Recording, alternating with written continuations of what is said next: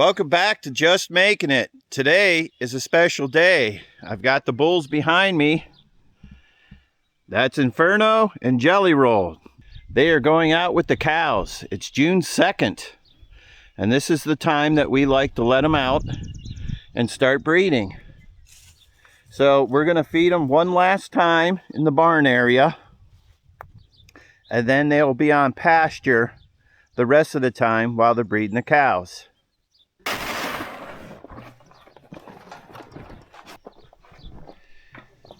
Well, we just gave them the last 2 buckets of their feed. And like I said, they will have no more feed like this when they're out with the cows. They're going to pretty much forage on grasses and probably a little bit of silage that I have left and maybe some hay. But that's going to be it for the grain. And you can see Inferno, he's beefed up, he's ready.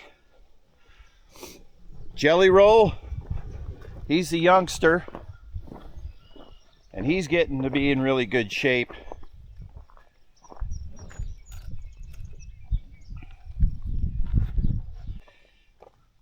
It's nice to get their reactions when they meet the cows here. Every year we do this. Come on, Jelly Roll, come on, Inferno. Inferno knows what I'm doing. There he goes, out with the cows. Come on, Jelly Roll. He's not too sure what to do. He's going to follow Inferno because he's new to the farm. We just got him not too long ago. So let's see what they do. I got to go down to the next gate and open it up. And that takes them to the cows. But it looks like the first thing they want to do is get this fresh grass. They've never had grass yet. They've been on hay and grain pretty much most of the winter.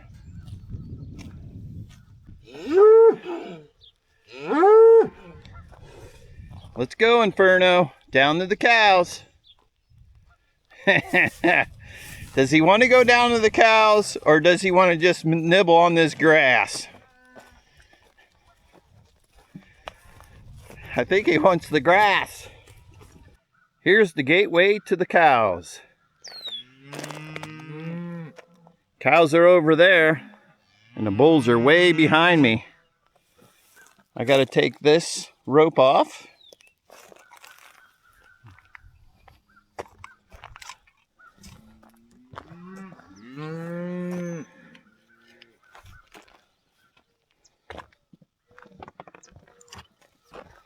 I just want to mention, by the way, you can see I got a mat right here at the gate entrance. These work great.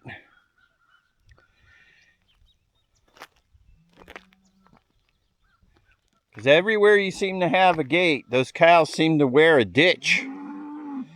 And this mat really helps. He still wants to nibble on that grass. Okay, now he's going the right direction. We gotta go around the pond.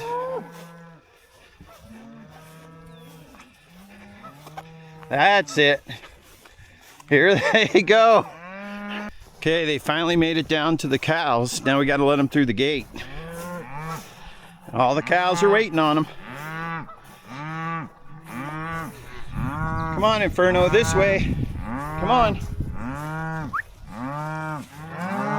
Come on, Inferno.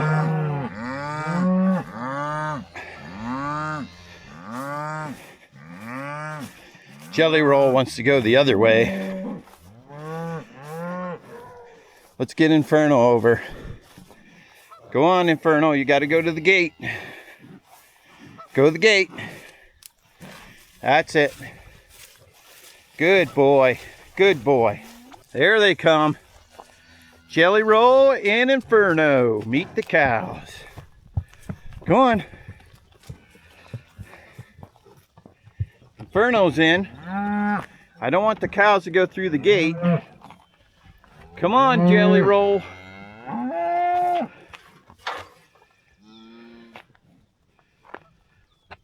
Okay, Inferno's in there. mingling around, checking out the cows. This is his first time with them this year. He's sniffing them out. And we got Jelly Roll. He's still on the other side of the fence here. I need to get him on the other side. Come on. Go on through. There he goes. Jelly Roll meets the cows for the very first time.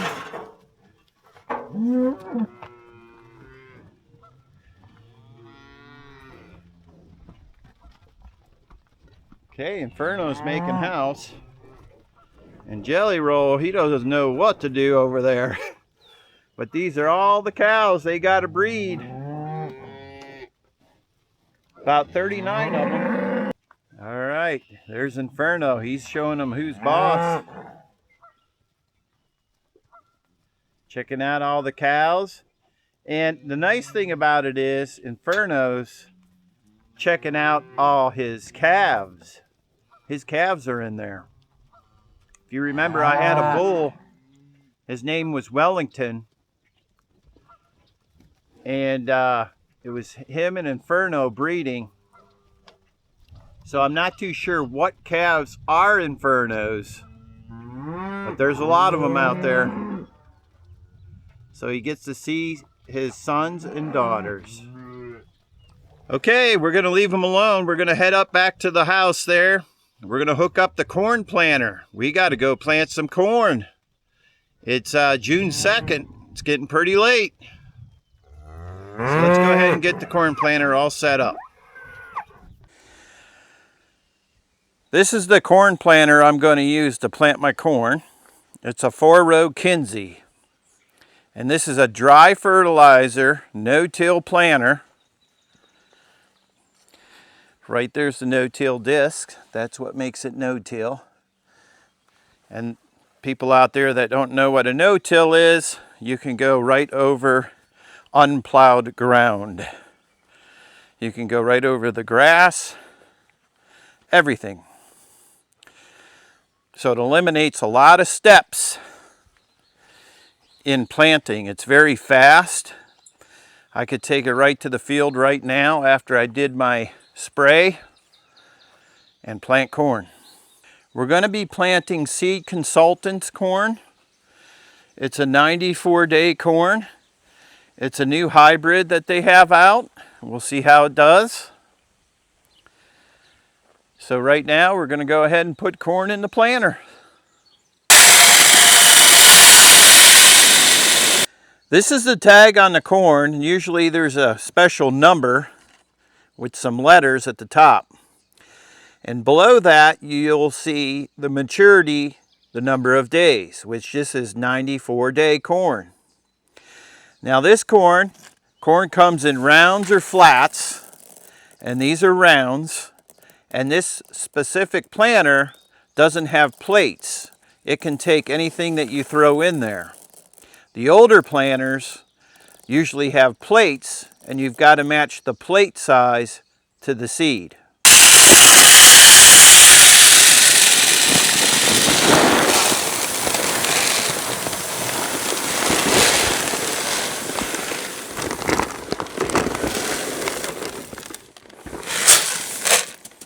Usually on every bag of corn on the back, you'll see a plate chart.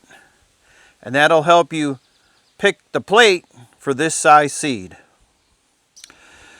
Well, it's June 2nd, and we've had a lot of rain here in the past. We weren't able to get to the fields. This is really late for me to plant corn. And remember that mature date that it said on the bag, 94-day. It just keeps pushing that back.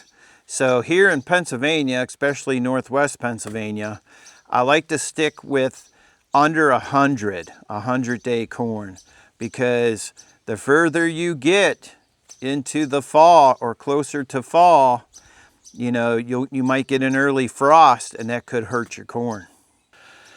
Once you get your corn in your planter, you want to put some of this in. I use graphite. And what that does is it helps with the seed slip through the planter a lot easier. So let's put a little bit of that in. You don't want too much. About like that for that much. And I'll just go right down the line.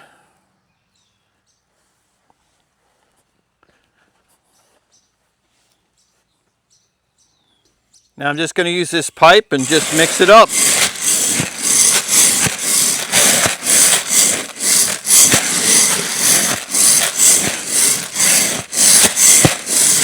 Before I even think about getting into the field, there's another thing I have to do. One of the most important things you should do before you start.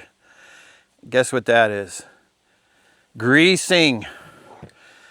We've got to grease this planter, so let's go ahead and do that. All your grease fittings.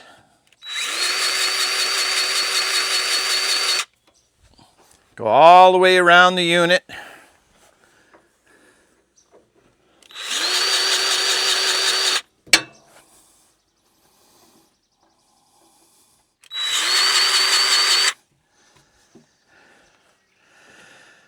Normally on machinery, if you got a grease fitting on one side of the unit, there's another grease fitting on the other side. Not always, but usually. See these springs right here? You can see that one's a different color because it's a new one. This is your down pressure on a no-till planter. Those springs right there. And sometimes they'll break if you get into rough areas. So you got to inspect those, make sure that your springs aren't broke. If they are, you got to replace them. Because remember, that gives you that down pressure. What was it last year? I went to go plant, not realizing, this tire was off the ground. Not realizing, and it was flat. So I was out in the field, I had a flat, I had to take it all off, had a bunch of downtime. So let's go ahead and make sure that our tires are inflated.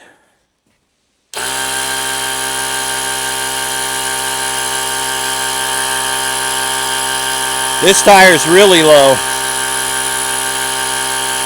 I'll have to keep an eye on it, make sure she doesn't go flat.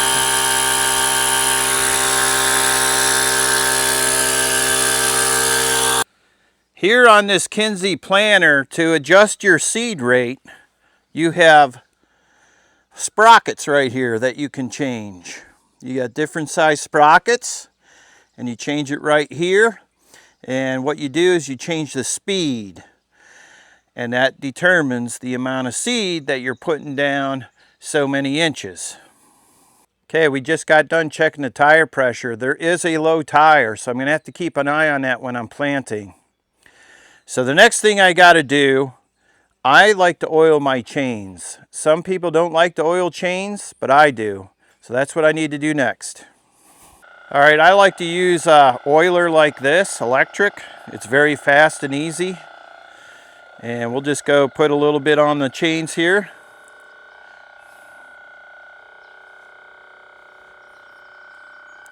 And we'll just go around the unit. What I do is I like to mix a little bit of diesel fuel with my oil so it can pump through this real nice. If not, the oil might be a little bit too heavy and it won't come out as nice.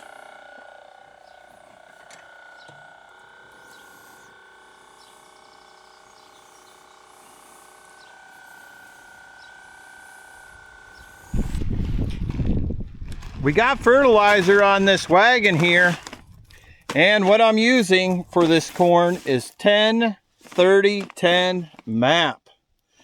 The MAP is like a slower release fertilizer, and that's what I use for starter in my planter for my corn. The 10-30-10, 10 means nitrogen, 30 means the phosphorus, and 10 is the potash. All the ingredients to make that corn grow. Okay, I'm dumping these bags into the fertilizer tanks, and in these fertilizer tanks there's an auger. The auger spins and it pushes out the fertilizer down the tubes and through the planter. And this is what 10-30-10 looks like. That's the fertilizer.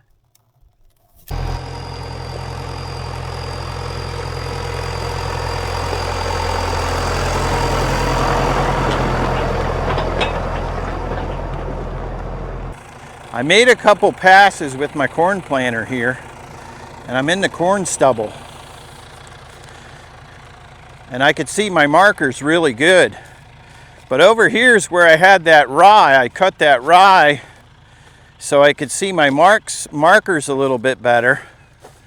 Like you could see, I had a hard time. That ground is dry, and my markers didn't really mark all that well. But I was able to get through it. But now we're over here, and I can see it really good. It's planting really good. Seeds coming down nice.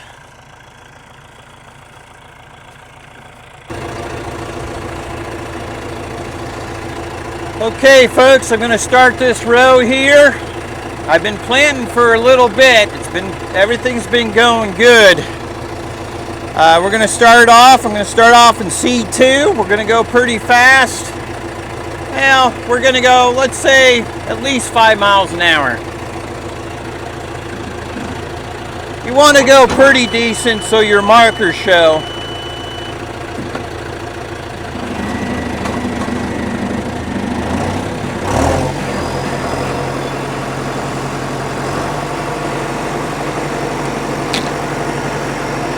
Okay, here we go.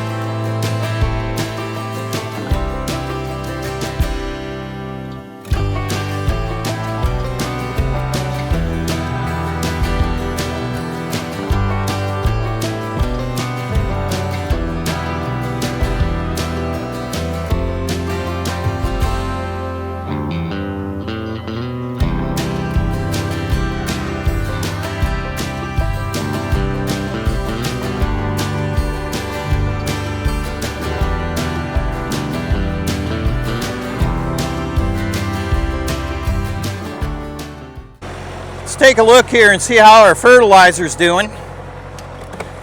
I don't have a monitor that tells me when it's getting low. I gotta physically go back here. And yeah, we could do a couple more passes. These hoppers hold about 500 pounds of fertilizer.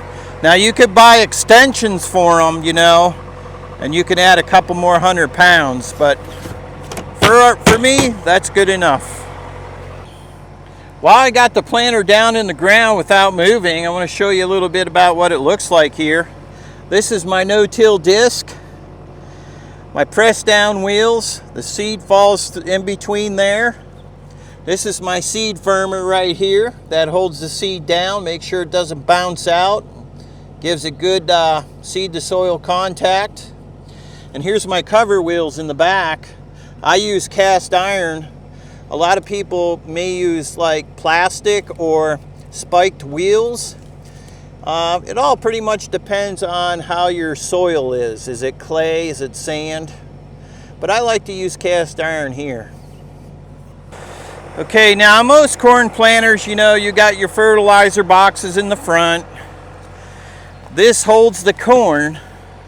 And this is for insecticide in the back. I don't use these. I just use the corn in the fertilizer boxes. This is the monitor that I'm using. It's called a DigiJon. You can see the light shining. Each light is a seed dropping. So if it doesn't read, it doesn't light. And it tells you if your planter is planting.